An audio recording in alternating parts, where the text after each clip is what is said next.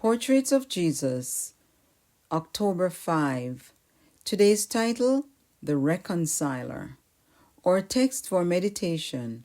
For if, when we were God's enemies, we were reconciled to him through the death of his Son, how much more, having been reconciled, shall we be saved through his life? Romans 5, verse 10.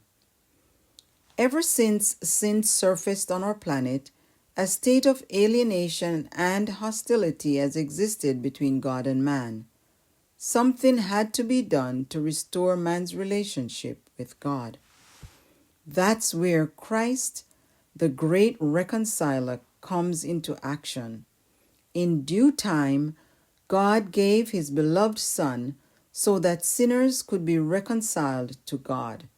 See John 3, verse 16. The vicarious death of God's Son made it possible for God to do for mankind what he otherwise could not have done. See Romans 3:25 and 26. Christ's death made him the great reconciler. The reconciliation that he has effected by his death has produced the renewal of a loving relationship with God. See Romans 3:20 and 28 and Romans 5, verse 1. Through the reconciler, we have pardon, restoration, and peace with God. Since we are reconciled by Christ's death, we are also brought into a living union with him by his life. Our reconciler is the one who lives to make intercession for us. See Hebrews 7, verse 25. He came to reconcile to himself all things, whether things on earth or things in heaven. Colossians 1, verse 20. This is the grand finale of the work of reconciliation and restoration.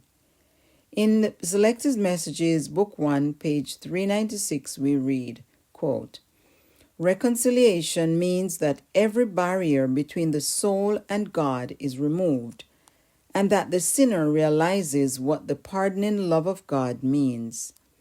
By reason of the sacrifice made by Christ for fallen men, God can justly pardon the transgressor who accepts the merits of Christ." End quote. My prayer today, Lord, by your reconciling power, you have brought me peace with God. Amen. Join us tomorrow for another portrait of Jesus.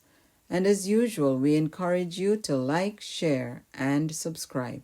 God bless.